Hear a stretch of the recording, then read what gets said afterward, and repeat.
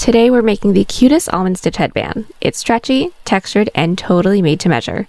If you love quick and cozy projects, this one's going to be your new favorite. Hey guys, I'm T, maker of 600 plus crochet patterns and tutorials. Welcome to the channel. Today we're making a chic almond stitch headband, the kind of textured cozy accessory that looks straight out of a winter boutique. It's soft, stretchy, and the almond stitch gives it that elevated designer feel. It's quick, stylish, and perfect for leveling up your cold weather outfits. If you're new here, welcome! I share easy wearable crochet tutorials every Sunday and Wednesday, so tell a friend and tap the bell and subscribe so you never miss an upload. And if you enjoy this video, give it a big thumbs up or 2 thumbs down if you don't. But either way, it helps keep these tutorials free. Any category for yarn will work. I used about 40 grams, that's about 90 yards if you're stateside, along with a 5mm hook. Pattern link below. Use offer code TCDDIY for a discount on orders over $9.99 and stay to the end for this week's pattern giveaway.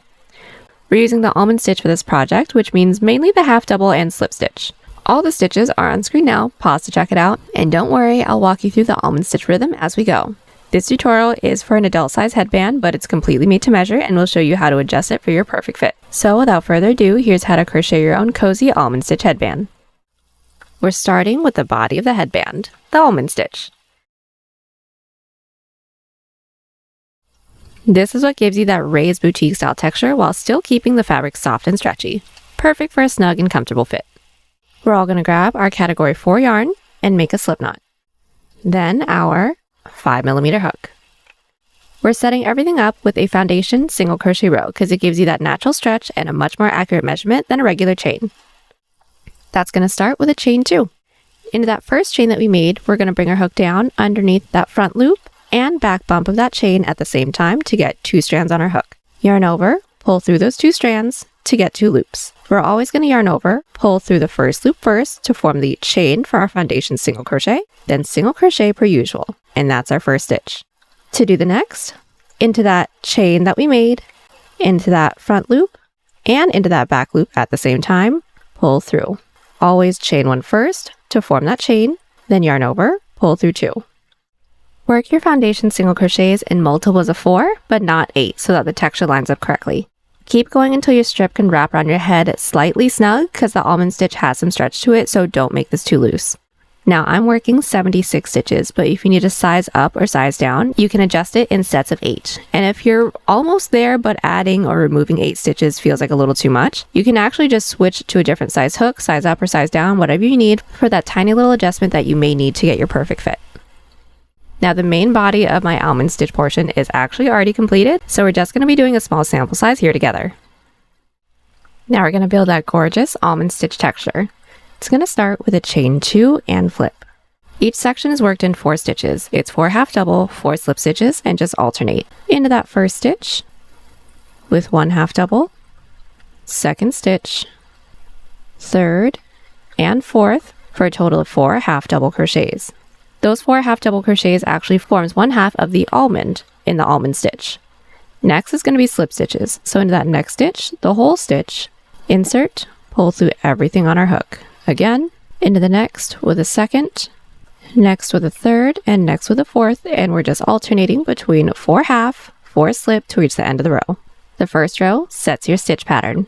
And because we ended in multiples of 4, but not 8, the last set should be 4 half double crochets.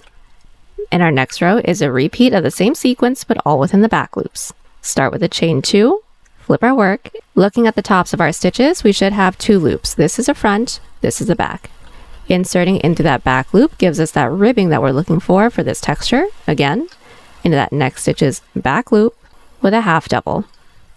And the back loops applied to the slip stitches as well. That gives us that stretchy feel. And continue with 4 back loop halves, 4 back loop slips to reach the end of the row. Then our row 4 flips the stitch order, so chain 1, flip our work, but it's still worked in the back loops. So start with 4 back loop slip stitches. Then after that, 4 back loop halves, and repeat those 8 stitches until reach the end of the row. Now this stitch order is what creates that teardrop or almond effect. Now since the first set of stitches for this row were slip stitches, the last set for this row should be slip stitches yet again. Then we're going to chain 1, flip our work, and this is going to repeat our previous row stitches, still within the back loops. So the last set of stitches we did was 4 back loop slips, so we're going to start with 4 back loop slips, then 4 back loop halves, then alternate to reach the end of this row, and that is our 4-row repeat for our almond stitch. And from here, we're going to keep repeating these 4 rows until our headband reaches the width that you like. And remember, we are going to add about 1 inch total with the slip stitch borders, so keep that in mind while you measure as well. We're all going to end right after an odd number row. Then just to clean up the edge, we're going to do a row of back loop single crochets to make the border easier to work into. And that's going to be pretty simple. Once we have the total width, I have a total of 2.5 inches or 6 centimeters. That's 13 rows, by the way. We're going to flip our work and just 1 single all the way across. Now at the end of the single crochet row, we are going to seam. But before we seam, we're going to add a quick single crochet row to the short ends to give us a clean, sturdy base to work off of so that the seams look smooth and intentional. Now we're just going to work 1 single crochet in through every side row. So chain 1. And we're just going to work 1 single crochet in through every side row. So we should end up with the same number of single crochets as rows that we made. So for me, 14. When we're worked into every row, we're going to cut our yarn and repeat on the other short end. Just make sure that the front of the single crochet row is facing outwards on both sides so that everything is as clean as possible. Then for the seam, we're going to use a simple slip stitch seam so the join stays flat and stretchy and invisible. We are going to want this seam to be on the inside though, so go ahead and flip your work wrong side out. So the ridges is touching each other and we're looking at the back. Place our hook into the corner stitches of both panels, then insert your hook into the first stitch into the front, first stitch into the back, yarn over, pull through everything, making sure that we're not pulling through too tight. And if we keep doing this, we should form a nice little headband, but we're not done yet because we are going to add our borders. But once when it is seamed up, go ahead and give it a quick try on just to make sure that it's still fitting nicely. And now for the borders. This is actually the last step, but we're going to be doing 2 of them.